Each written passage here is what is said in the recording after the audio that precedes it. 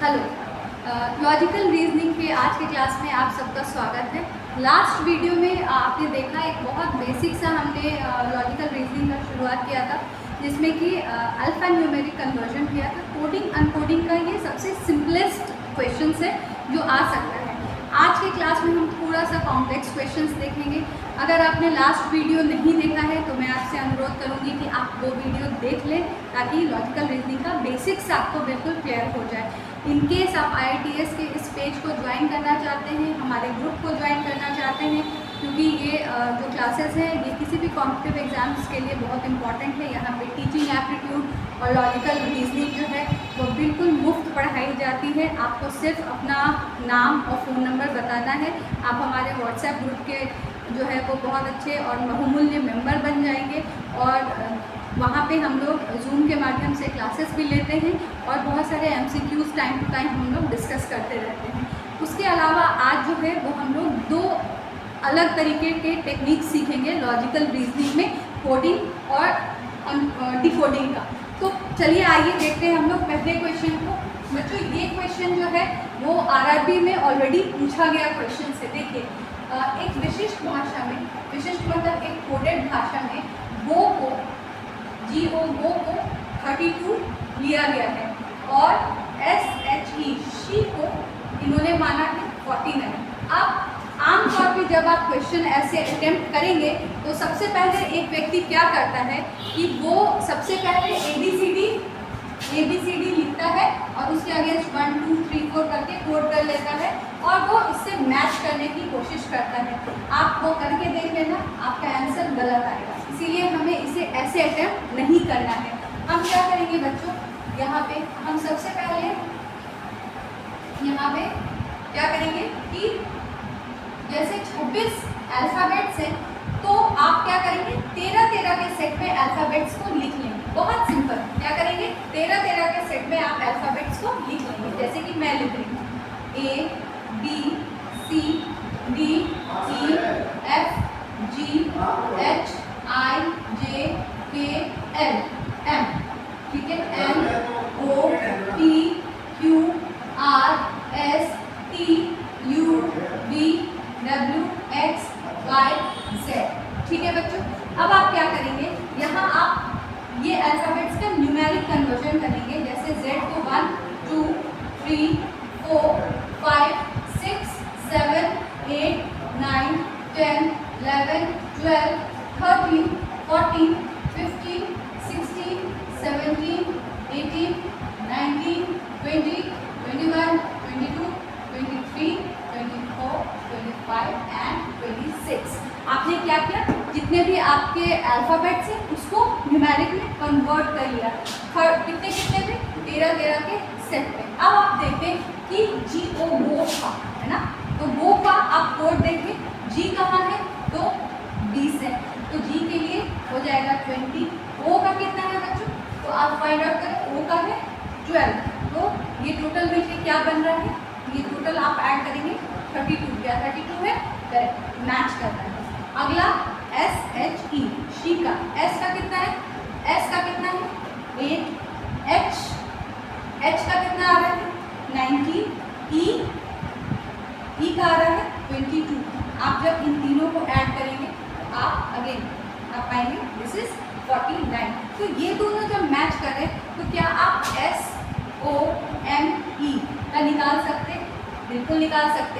S का कितना होगा 8 होगा, ठीक है। O का कितना होगा तो आप जानते हैं 12 होगा, है ना। M का कितना हो रहा है तो यहाँ पे देखिए 14 है, सबको ऐड करते चलना है। और E का कितना है बच्चों तो 22 है ना। सबको आप ऐड करेंगे, तो आप फटाक से इसको ऐड करिए और आप मुझे आंसर बताइए। कमेंट सेक्शन में इसका आंसर जो है वो वीडियो पॉज करके भी आप फटाक से दे सकते हैं, और आप पाएंगे कि इसका आंसर जो है वो 56 होगा। इसका आंसर क्या होगा 56 होगा। आई होप कि ये क्लियर है कि इस तरह के क्वेश्चंस अगर आए उसे हम किस तरीके से अप्रोच करेंगे।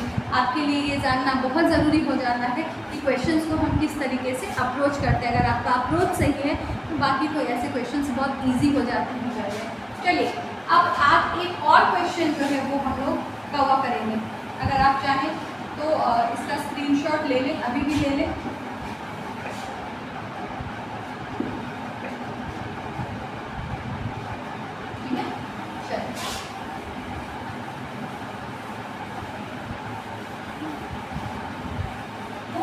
तो दिमाग रहता है तो ऐसे क्वेश्चंस बहुत इजी हो जाते हैं। तो आज हमने सेकंड देखा, आइए अब हम लोग थर्ड देखते हैं। थर्ड क्या है बच्चों, इन कोडेड लैंग्वेज, एक विशिष्ट भाषा में हम फ्रिज को कैसे लिख रहे हैं, GTLHLK। ऐसे क्वेश्चंस जहां आए तो आपको करना क्या है, आपको इमीडिएटली वो वर्ड लिख लेना है, जैसे कि FRIDGE, ठीक है, और उसके नीचे उसका कोड लिख लेना है, GTLHLK। आई होप मैंने सही लिखा है, GTL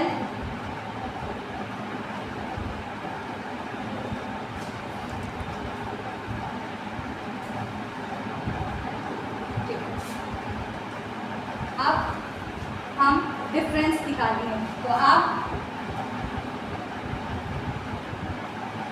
चलिए ऐसे क्वेश्चंस को हम देखते हैं। ये F है तो A B C D E F G H, तो ये F के जस्ट बाद होता है G, तो G H I J K L M N O P Q R S T U V W X Y Z। ये मैं लिख देती हूँ आपके कन्वीनियंस के लिए, हालांकि आपको याद रहना चाहिए। तो आप देख रहे हैं F के बाद क्या है बच्चों, G है, R का है, R के बाद देखिए क्या है, T है। तो यहाँ और यहाँ के बीच का जो डिफरेंस है वो कितना हुआ, F के 1 बार तो +1, यहाँ +2, उसके बाद I कहाँ है, I के बाद क्या हो रहा है, I और J A L, तो यहाँ पे क्या हो रहा है +3, I के बाद देख रहे हैं, I के बाद 1 2 3 +3, यहाँ पे +4, उसके बाद यहाँ क्या होगा, G के बाद 1 2 3 4 5, ठीक है। सो यहाँ पे हो गया 4 + 5 और यहाँ हो गया +6। तो आप देख रहे हैं पैटर्न में एक प्लस करके आगे बढ़ता जा रहा है। अब हम यहाँ पे क्या करेंगे कि पूछ रहा है कि केटल का क्या होगा, तो आप केटल का निकाल सकते हैं इसी फॉर्मेट में। आपको +1 +2 +3 +4 +5 ऐसे करके आगे बढ़ना है। तो K के बाद क्या होता है, K के बाद L, KL, तो यहाँ +1, अब यहाँ पे आपको कितना करना है +2, तो E के बाद F और G। आप देखिए क्या ऑप्शंस में है क्या, या फिर आपको और आगे, मुझे लगता है आपके पास जो ऑप्शंस है उसमें आपको आगे बढ़ने की जरूरत ही नहीं है, यही क्लियर है कि LG वाला ऑप्शन होगा। हालांकि मैं इसको कर देती हूँ। T के बाद क्या होगा, T के बाद आपको +3 करना है, तो T का है, T से आप 1 2 3 बढ़िए, तो क्या होगा W हो रहा है, तो आप यहाँ पे W और फिर क्या लिखेंगे, W के बाद यहाँ पे फिर W नहीं होगा, यहाँ +4 होगा, तो आपका आ जाएगा X और Q और फिर K, +4 +5 और +6। और इस आधार पे आपके ये दो क्वेश्चन है। यहाँ क्या हो रहा है, +1 +2 +3 के फॉर्म में आगे बढ़ा है। बस आपको यही ध्यान देना है। इसमें क्या था, इसमें हमने 13 के सेट में जो है अल्फ़ाबेट्स को कर लिए थे। आप जब 2 बार 3 बार इस तरीके से करते हो, कॉन्सेप्ट समझ जाते हो, और फिर उसके आधार पे जब आप न्यूमेरिकल्स लगाते हो तो धीरे धीरे आप ऐसे क्वेश्चंस करते हैं। अगले वीडियो में फिर कोडिंग अनकोडिंग के बारे में 2-3 और जो छूटे हुए टॉपिक्स हैं वो कवर करूँगी। और आप जब इसके MCQ को लगाएंगे तो आप बोलेंगे कि यस मैम यहीं तक था। सुनने के लिए धन्यवाद। अगर अच्छा लगे तो लाइक और शेयर ज़रूर करें, चैनल को सब्सक्राइब कर लें अगर आपको सार्थक लगे। धन्यवाद।